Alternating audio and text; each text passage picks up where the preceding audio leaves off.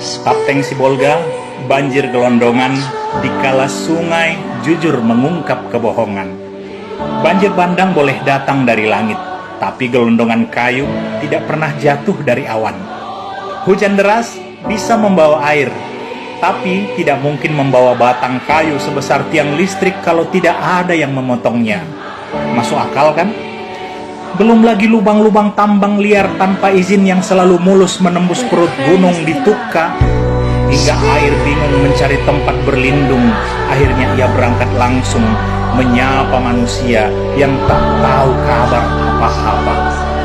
Di saat pemerintah setempat banyak yang pura-pura bingung, padahal penggalian demi penggalian berlangsung di depan batang hidung.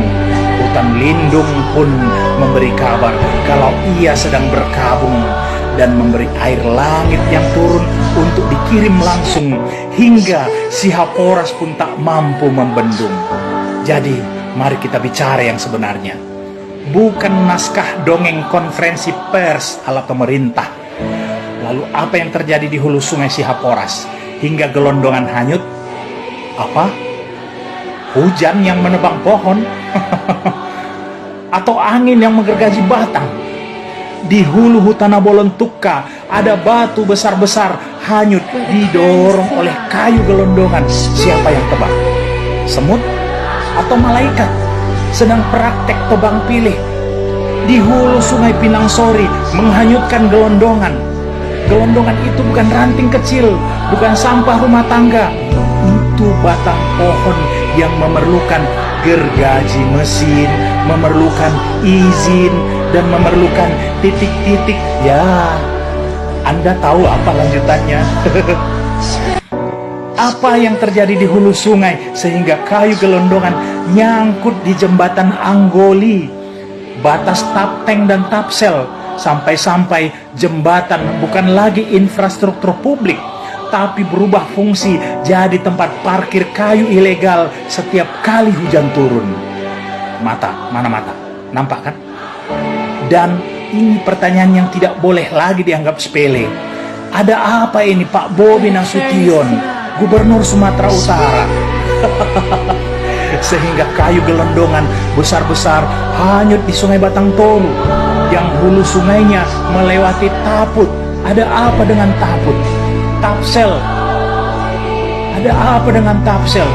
Hingga berujung ke Tapteng, ada apa dengan Tapteng? Hutannya maksud saya.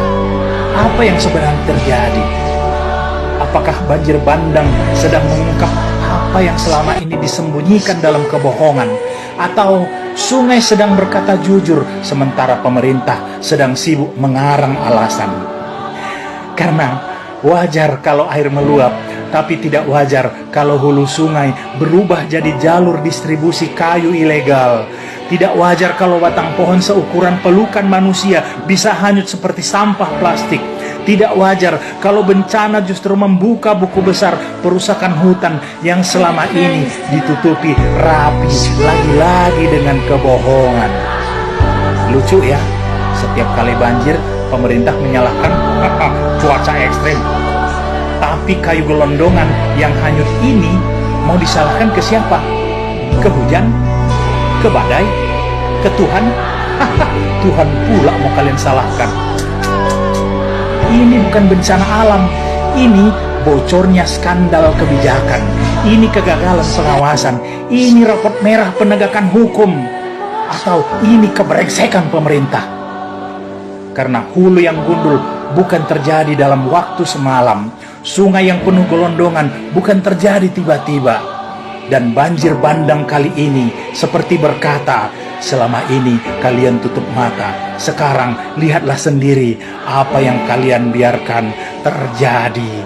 Sibolga Tapteng tidak hanya kebanjiran air, tapi kebanjiran bukti pemerintah yang abai. Dan jika gelondongan sebesar itu bisa hanyut, maka sejujurnya yang hanyut bukan cuma pohon, tapi wibawa pemerintah. Sampai sini kalian paham? Mengartinya muna, lihat tuh si Amuna do. Oh, di sana, Horas.